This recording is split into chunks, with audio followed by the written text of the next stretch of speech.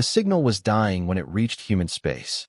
It crackled through deep space relays for 9 days before a young technician on a quiet listening post finally heard it clearly.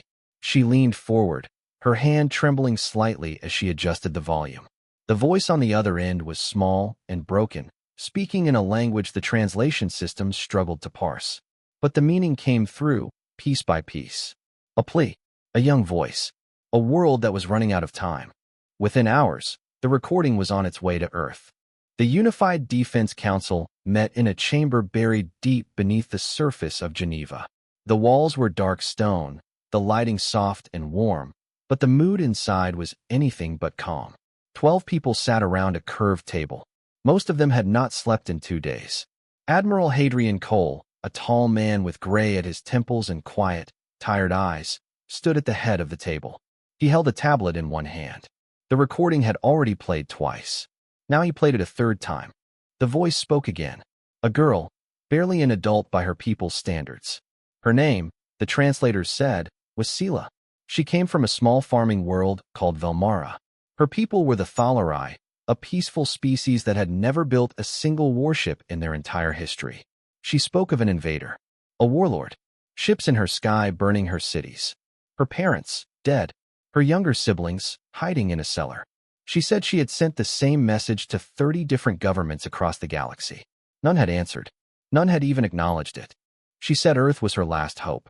When the recording ended, no one spoke for a long time. A woman 2 seats down from Cole finally cleared her throat. She was the political advisor, a careful person who measured every word. She said that the Galactic Council had explicitly told humanity to stay out of regional conflicts. She said that intervening could damage decades of careful diplomacy. She said that Velmara was not in any treaty zone with Earth. Cole listened. He did not interrupt. When she finished, he set the tablet down on the table. He said one word. And the advisor blinked. She started to speak again, but the man on Cole's right cut in. He was the head of military intelligence, a heavy-set man with a flat voice. He said the Draxan Dominion was the invader. He said they had been raiding small worlds for years. He said no one had stopped them because no one wanted to be the first. He said the galaxy had been waiting for someone to draw a line. Cole nodded slowly. He looked around the table. He asked each person, one by one, what they thought. Some spoke of risk. Some spoke of cost. Some spoke of war. But when the last person finished speaking, something strange happened. Every single one of them, even the careful political advisor, voted the same way. Earth would answer. Cole stood up. He walked to the wall and pressed his palm against a flat black panel. A light flickered green. He spoke a code phrase that had not been spoken aloud in nearly 40 years. The room seemed to grow colder. The advisor watched him with wide eyes. She had heard rumors of what he was activating, but she had never thought she would see it happen. Far above, in orbit beyond the moon, in a quiet section of space that most civilian pilots avoided without knowing why, lights began to come on. Long shapes drifted in the dark, sleeping for decades. Now they stirred. Engines warmed. Bridges came alive. Crews who had trained for years without ever seeing real combat now received orders that made their hands shake. The Ironwake fleet was awake. Across the galaxy, sensor stations began to pick up the energy signatures. Not many, just enough. The kind of signature that older species recognized in their bones. In a council chamber 40 light years away, an aged ambassador of the Velran people felt his blood go cold when an aide whispered a name in his ear. The Velran ambassador, a being called Ovaris, had served his people for 200 years. He had seen many wars. He had also seen humans, and he had watched them carefully ever since. He knew something the rest of the galaxy did not. He knew that humans had a doctrine no other species used. They did not send fleets to threaten. They did not send fleets to negotiate. When humans sent a fleet, it was because the talking had ended before it began. He stood up slowly in his chamber and asked his aide a single question. Who did they send it for? The aide checked the records. He read out a name the ambassador did not recognize. A small species. An unimportant world. A girl who had begged for help. Ovaris closed his eyes. He whispered, "Then it has begun." Back on Velmara, in a cellar under a burning village, Sela held her younger brother close. The ground above them shook every few minutes. She had stopped crying days ago. She had also stopped hoping. The message she had sent had been a child's act of desperation. She did not believe anyone would come. She did not know that high above her sky, beyond the smoke and the noise, a fleet of 17 warships was already crossing into slipspace. She did not know that a captain named Rhea Sinclair was reading her file at that very moment, memorizing her name. She did not know that a galaxy was already shifting on its axis, all because a frightened girl had spoken into the dark and one species, alone among all the stars, had decided to answer. Soon she would know. Soon everyone would know. News of the activation spread faster than any ship could fly. Within 6 hours of the Iron Wake fleet leaving its dock, every major intelligence agency in the galaxy knew something had changed. The signatures were unmistakable. Old sensor logs were pulled from dusty archives. Analysts compared readings. Hands began to shake across 100 different worlds. Reports were rushed to leaders who had not been briefed on humanity in years. The Galactic Council called an emergency session. The chamber was a vast circular room carved into the side of a mountain on the neutral world of Korath. Delegates from 40 species sat in tiered seats, their voices rising in a confused storm. Some demanded that Earth be sanctioned.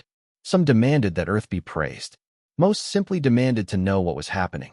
In the center of it all, the Draxan ambassador stood with his arms crossed. He was a tall, scaled being with deep red skin and a heavy jaw. He laughed openly. He told the assembly that the humans were bluffing. He said the Iron Wake was a story used to frighten children. He said the Draxan Dominion had crushed 30 worlds, and one more would not change anything. A small group of older delegates did not laugh. Among them was Ovaris of the Velrin. He sat very still, his old hands folded in his lap. He had been silent for the entire session. When the speaker finally called on him, the chamber slowly grew quiet. The Velrin were not loved, but they were respected. They had been around long before most of the species in the room had even discovered fire. Ovaris stood up slowly. He said that he would not waste the council's time with debate. He said he would only share what he knew. He said the Iron Wake fleet had been built 2 centuries ago. He said it had only ever been deployed once before, and the records of that deployment had been deleted from every public archive. He said the deletion had been done by request, not by Earth, but by the species Earth had saved. They had been so disturbed by what they witnessed that they wanted no record to exist. The Draxan ambassador laughed again, but his laugh was thinner now. Ovaris ignored him. He told the chamber that humans had a strange habit. When most species sent military ships, the ships carried symbols of power. Banners, crests, loud markings. Human warships had none of these. They were quiet. They were dark. They had no names painted on their hulls. They carried only numbers. He said this was because humans did not see their fleets as symbols. They saw them as tools. A tool was not for show. A tool was for use. The chamber was silent now. Ovaris said one more thing before he sat down. He said that the galaxy had made a quiet mistake over the years. They had assumed that because humans were peaceful in council, because humans laughed easily and sang strange songs and shared food with strangers, that humans had become soft. He said this was the most expensive assumption in galactic history. He said humans were peaceful because they chose to be, not because they had to be. He sat down. The Draxan ambassador opened his mouth to respond, but his aide hurried to his side and whispered something. The ambassador's face changed. He stood up quickly and left the chamber without speaking another word. A new transmission had just arrived from the Velmara front. Far away from the council chamber, deep in slipspace, the flagship of the Iron Wake fleet hummed with quiet energy. The vessel was called the Resolute Dawn. It was longer than 3 city blocks and shaped like a dark blade. Inside, the corridors were clean and warmly lit, but no one walked them with relaxed shoulders. Every crew member knew where they were going. Every crew member had read the file. Captain Rhea Sinclair sat in her ready room, her uniform pressed, her hair tied back. She was not a tall woman, but she carried herself like someone twice her size. She had been in the Navy for 22 years. She had served on 6 different ships. She had never once led a fleet into a real combat zone until today. She did not feel afraid. She felt focused. On the screen in front of her, she had pulled up everything Earth had on Velmara. The reports were short. The world was small, mostly farmland, no mineral wealth, no strategic value. The Thalari were a quiet people who lived in clusters of round stone homes. They sang during planting seasons. They had no military. They had asked nothing of the galaxy in their entire recorded history. Until now. She tapped the screen and brought up the recording one more time. She had listened to it 12 times already. She listened again. Sela's voice. A girl barely older than her own niece. Sinclair closed the file. She stood up. She straightened her uniform. She walked out onto the bridge. Her crew was already at their stations. They turned to her as she entered, and she saw the same look in every pair of eyes. Not fear. Not eagerness. Just readiness. She sat in her chair and looked at the main view screen. She said, "Bring us out of slip space 1 light minute from Velmara orbit. Quiet approach. No broadcasts. I want eyes before they have ours." The navigator nodded. The Resolute Dawn began to slow. Behind it, 16 other warships shifted into formation. Together they emerged from the long tunnel of slip space into the cold stillness of normal space. Velmara floated below them, a small green and blue world half wrapped in smoke. Sinclair leaned forward in her chair. She studied the smoke for a long moment. Then she said one word, very quietly. "Begin." The Draxon sensor officer was eating a meal when the screen went red. He almost choked. He dropped his fork and stared at the readings, certain there was a system error. The numbers refused to make sense. 17 large vessels had appeared at the edge of orbit without any slip space flare, without any warning beacon, without any of the usual signatures. They had simply been there, suddenly, as if the empty space had decided to become ships. He hit the alarm. Across the Draxon invasion fleet, 63 warships lit up in panic. Crews scrambled to battle stations. Officers shouted into communication channels. The flagship, a massive vessel named the Iron Fong, was the personal command ship of the warlord himself. The warlord's name was Vorik Tan. He was a giant of a man even by Draxon standards, with thick scales and a heavy jaw scarred from decades of conquest. He laughed when his aide brought him the news. He had heard the rumors about humans for years. He found them amusing. He told his aide that the human ships would burn like all the others. He ordered all weapons online. He ordered an immediate engagement. He ordered his fleet forward. Above Velmara, the Iron Wake fleet did not move. Captain Sinclair watched the Draxon ships begin their advance on the main view screen of the Resolute Dawn. Her face showed nothing. Her hands rested calmly on the arms of her chair.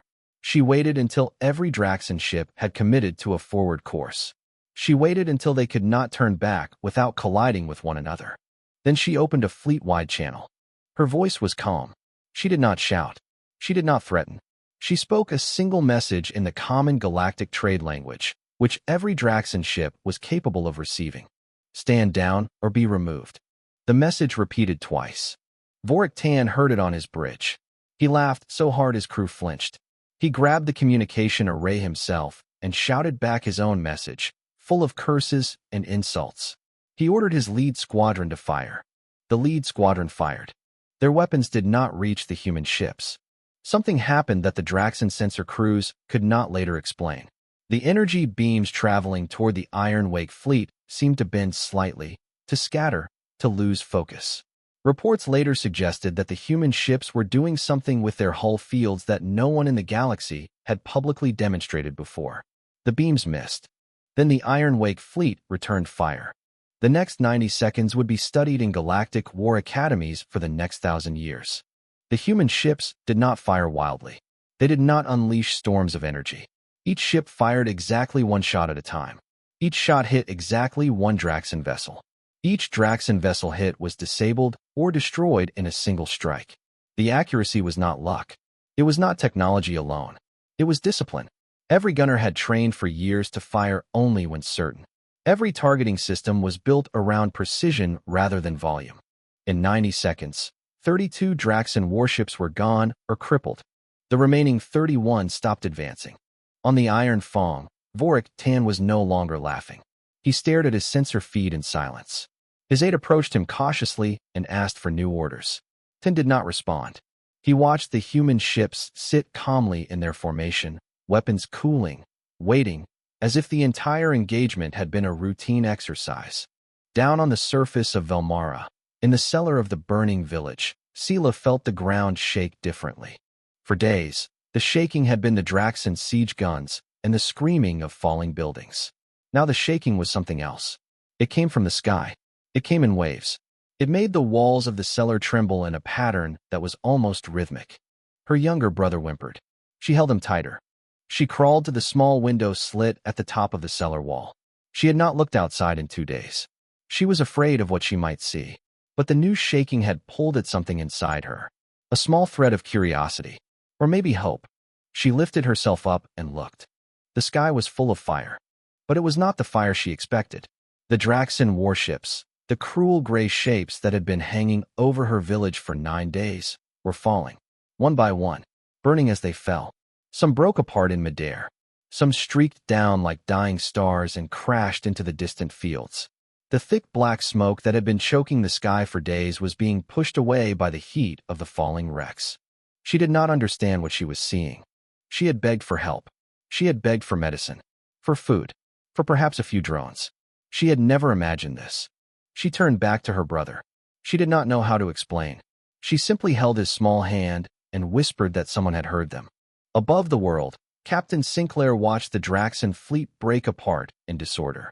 Half of their remaining ships were trying to retreat. The other half were trying to land troops on the surface, hoping to use civilians as shields. She had expected this. She had read the reports on Vorik-Tan. She knew his patterns. She turned to her tactical officer. Begin ground deployment. Full protection protocol. No civilian casualties. Identify command targets first. The tactical officer nodded. In the launch bays of the Ironwake fleet, soldiers began to move. Lieutenant Aaron Voss stepped onto his drop ship and checked his rifle. He did not know it yet, but in less than an hour, he would meet a frightened girl in a cellar. He would kneel in front of her. He would ask her name. And the galaxy would never be the same again. The dropships came down through the smoke like dark birds. They did not roar like the Draxan landers. They did not fire as they descended. They moved in tight formation, engines whisper quiet, hulls dark and unmarked. They split off into smaller groups as they neared the ground, each group heading toward a different Thalari village. The pattern was deliberate. Every village under threat received its own protection unit within the same minute. Lieutenant Aaron Voss landed in a small wheat field 2 kilometers from Sila's village. He stepped out of the dropship with his squad behind him. He was a young officer, 29 years old, with steady hands and a quiet voice. He had read the briefing during the slipspace journey. He knew the layout of every village in the area. He knew the local customs, the basic phrases of the Thalari language, even the names of the village elders. He gave a hand signal. His squad fanned out. They moved across the field in silence. The first Draxan patrol they encountered was setting fire to a barn. 6 soldiers, heavy armor, plasma rifles, busy with their work. They did not see the human squad approaching. They did not hear anything. The first Draxan soldier dropped before the others realized something was wrong. Within 9 seconds, all 6 were down. None of them had managed to fire a single shot. Voss did not pause to celebrate. He gave another hand signal. His squad pushed forward. The village came into view through the smoke. Round stone homes, most of them damaged, some still burning. Thalari bodies lay in the small streets. Voss did not look away. He had seen worse in training simulations, but this was different. This was real. These were people who had asked for help and waited too long. He pushed the feeling down. He had a job to do. His scanner pinged. A heat signature in a cellar near the village center. 2 life signs. Small. Thalari. Civilians. He moved toward the building. In the cellar, Sela heard the footsteps above her. Heavy boots. Coming closer. She pulled her brother behind her and grabbed the only thing she had. A small kitchen knife she had carried with her since the first day of the invasion. Her hands shook. She had never used a weapon in her life. She did not even know how to hold the knife properly. The cellar door opened. A figure stepped down the stairs. The figure was tall, but not as tall as the Draxan. The armor was different too, darker, smoother, with no spikes or trophies. The figure removed its helmet slowly and held the helmet out to one side, showing empty hands. A human face looked at her. Light brown skin, dark eyes, a short beard. The man knelt down on one knee so that his eyes were level with hers. He set his rifle on the ground. He spoke slowly in the trade language. My name is Aaron. I am here to help you. What is your name? Sela could not speak. Her throat had closed. The knife trembled in her hand. Her brother was crying behind her. The man waited patiently. He did not move closer. He did not reach for her. He simply waited. Finally, she whispered her name. Sela. Aaron Voss smiled gently. He told her she was safe now. He told her that more soldiers were coming to the village. He told her they would find her younger siblings, the ones she had mentioned in her message. He told her that no more Thalari would die in this village today. He kept his promise. Across the region, the same scene played out in dozens of other villages.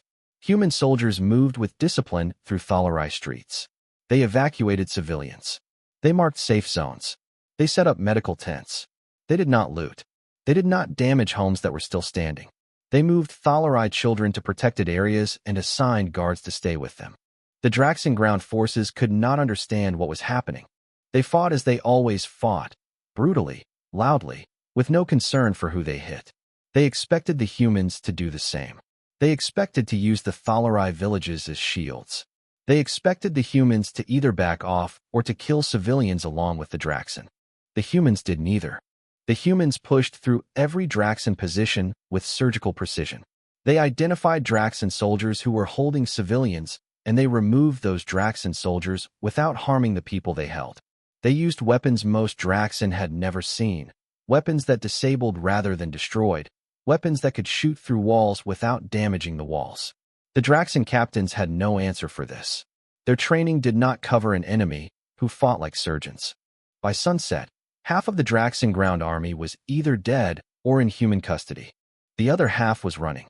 Vorik Tan, watching the reports from his command fortress in the distant mountains, finally stopped laughing.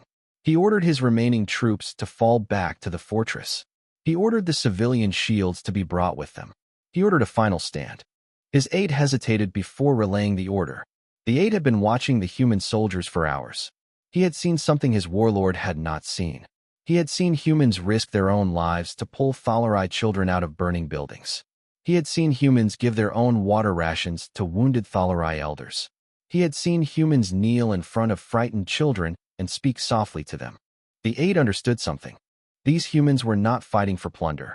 They were not fighting for territory. They were not even fighting for revenge. They were fighting for strangers. The aide had never seen anything like it in his entire life. And in that moment, watching his warlord shout into the communication array, he realized something terrifying. The Draxan Dominion was not going to survive this. No one who fought enemies like these would. The mountain fortress had stood for 600 years. It had been built by an ancient Thalari king during a time of peace, as a monument rather than a weapon. Tall gray walls, wide-open courtyards, windows shaped like flowers. The Thalari had used it as a museum for centuries. Children came on school trips to see the old paintings on the walls. Lovers walked along the stone pathways during festival nights. Then the Draxan had come, and Vorik Tan had claimed it as his prize. He had filled the courtyards with weapons. He had hung Draxan banners over the flower windows. He had turned the museum halls into command rooms. He had ordered Thalari paintings burned in the fireplaces to keep his officers warm.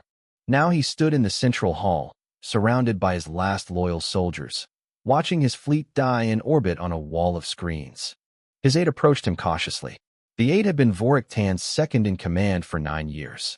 He had watched the warlord rise from a minor raider to the master of an empire. He had also watched, in the past few hours, that empire begin to crumble. The aide spoke carefully.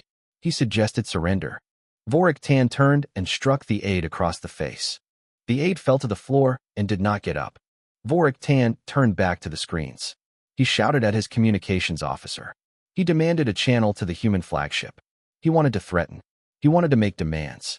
He wanted to remind these humans that he still held the fortress, that he still had soldiers, that he could still kill every Thalari civilian in his custody if the humans pushed any further. The channel opened. Captain Sinclair appeared on his screen. She did not look angry. She did not look afraid. She looked the way a person looks when they are reading a report they have already read before. Calm. Slightly tired. Waiting. Vorik Tan began to shout. He told her she had 1 hour to withdraw her ships and her troops. He told her that if she did not, he would execute every Thalari prisoner in the fortress.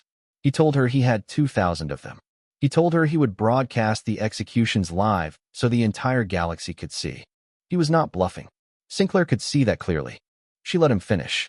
Then she said one word. Understood. The channel closed. Vorik Tan stared at the blank screen for a long moment. Something was wrong. He had expected negotiation. He had expected fear. He had expected at least anger. He had not expected calm acceptance. He turned to his communications officer to ask for a status update. He never finished the sentence. The Iron Wake fleet executed a strike that the galaxy would later study for centuries. It was not a bombardment. A bombardment would have killed the prisoners. It was something far more difficult. 17 warships in orbit fired together, each shot precisely timed, each shot precisely aimed, each shot striking only the parts of the fortress that held weapons or command equipment. The walls of the central hall remained standing. The prisoner blocks remained untouched. The food stores remained intact. But every Draxan weapon in the fortress went dark within the same 3-second window. Every communication tower fell. Every shield generator burst.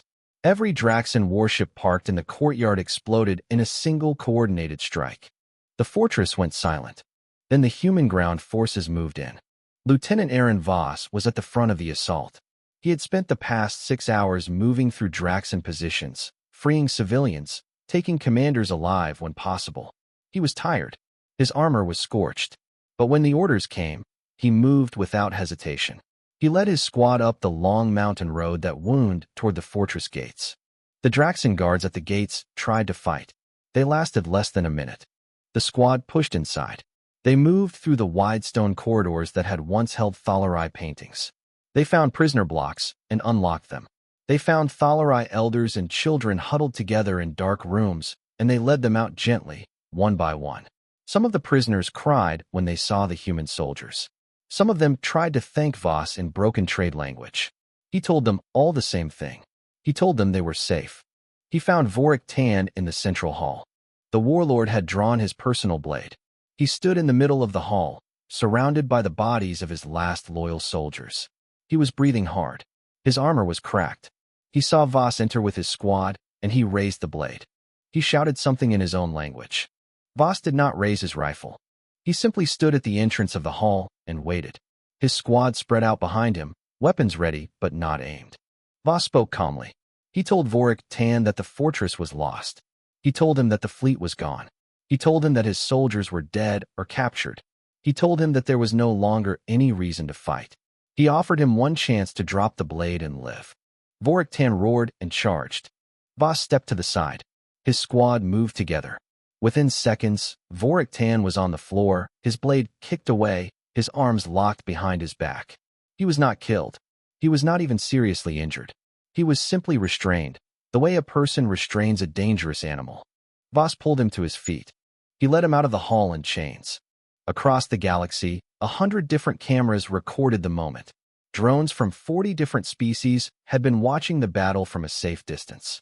They captured Vorik Tan being dragged from his own fortress by a single human officer. They captured the Thalari prisoners walking free. They captured the human soldiers carrying wounded Thalari children to safety. The footage spread through the galactic networks within hours. By midnight, every species in the council had seen it. By morning, the council was no longer the same. The emergency session began at dawn on the neutral world of Korath. Delegates from 40 species filled the tiered seats of the Great Chamber. The mood was nothing like the previous session.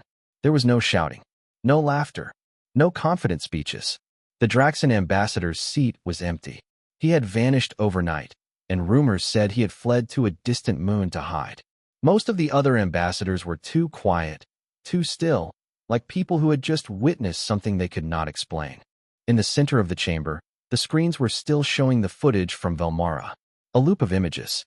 Human soldiers carrying Thalari children. Vorik Tan in chains. Captain Sinclair standing on the bridge of the Resolute Dawn, calm and quiet. The footage played without sound. Ovaris of the Velran stood up. He did not need to ask for the floor. The chamber simply grew quiet when he rose. He spoke for less than a minute. He said that the galaxy had spent decades trying to understand humans. He said that scholars had written long books about them. He said that intelligence agencies had built thick files on them. He said that all of this work had missed the simple truth. He said that humans were not strange because they fought well. Many species fought well. Humans were strange because of why they fought. He said the answer was on every screen in the chamber. He said the answer had been broadcast for the entire galaxy to see. A small species had asked for help. A girl had spoken into the dark. And one species, alone among all the stars, had answered. He delivered his final sentence quietly. They came because someone asked. He sat down. The chamber stayed silent for a long time. Then, one by one, the ambassadors began to speak. Not in argument. Not in panic. They began to ask questions about how to formally welcome humanity into deeper galactic partnership. They began to propose new treaties. They began to draft new agreements about how small worlds might be protected in the future. A new era was being born in real time. Across the galaxy, the news spread fast. The Draxan Dominion collapsed within 6 weeks. 3 of its largest warlords surrendered before any human ship even reached their territory. Smaller tyrants across distant systems quietly withdrew from contested worlds. Pirate fleets stopped raiding minor species. A long, slow peace began to settle over regions that had not known peace in centuries. On Velmara, the rebuilding began. Human engineers worked alongside Thalari builders to restore the burned villages. Human medics treated the wounded. Human teachers helped Thalari children who had lost their parents. The Ironwake fleet remained in orbit for 2 months, then quietly withdrew, leaving only a small escort cruiser behind. The cruiser would stay until the Thalari said it could go. Sela was chosen to be Velmara's first ambassador to Earth. She was 18 by Thalari counting. She had never left her home world. She did not feel ready. But her people had voted, and they had chosen her, the girl who had sent the message. She traveled to Earth on a small human transport ship. The journey took 9 days. The crew was kind to her. They taught her simple human songs. They showed her pictures of human children. They gave her warm food and a soft bed. When she arrived on Earth, she was taken to Geneva. She walked through the long stone corridors of the Unified Defense Council building with her small hands clutched together. She was led into a quiet room with a curved table. A tall man with gray at his temples stood waiting for her. His name was Admiral Hadrian Cole. She had seen his face on the briefing materials during her journey. He did not sit at the table. He walked over to her and knelt down on one knee, the same way Lieutenant Voss had knelt in the cellar weeks ago. He told her she was welcome. He told her she was safe. He told her she was honored on Earth. She asked him a single question. She asked why humans had answered when no one else would. Cole was quiet for a moment. He looked at her carefully. Then he gave her the simplest answer he could give. Because you asked. Sela began to cry. Not from sadness. From something she did not have a word for. Cole handed her a small cloth and waited until she was ready. Then he stood up and led her into the main chamber to meet the council. Far above Earth, beyond the moon, in a quiet section of space that civilian pilots still avoided without quite knowing why, the Ironwake fleet returned to its silent station. The ships powered down one by one. Crews went home to their families. The bridges grew dark again. The engines grew cold. But the fleet did not sleep the same way it had slept before. Now it waited. Across the galaxy, in the years that followed, a new phrase entered every language. It was whispered in marketplaces on small worlds where tyrants gathered at the edges. It was spoken in council chambers where weak species feared the strong. It was passed from parent to child as a kind of comfort against the dark. When tyrants threaten the weak. When warlords gather at the borders. When hope seems lost and no other voice will answer. The small and the desperate now know what to do. They look to the stars, and they whisper the same 3 words. Call Earth. And somewhere, in a quiet section of space beyond the moon of a small blue world, lights begin to come on. Old engines warm. Bridges fill with quiet crews. A captain reads a name on a screen and memorizes it. The Ironwake fleet wakes again. Because someone has asked. And humans, alone among all the stars, will always answer.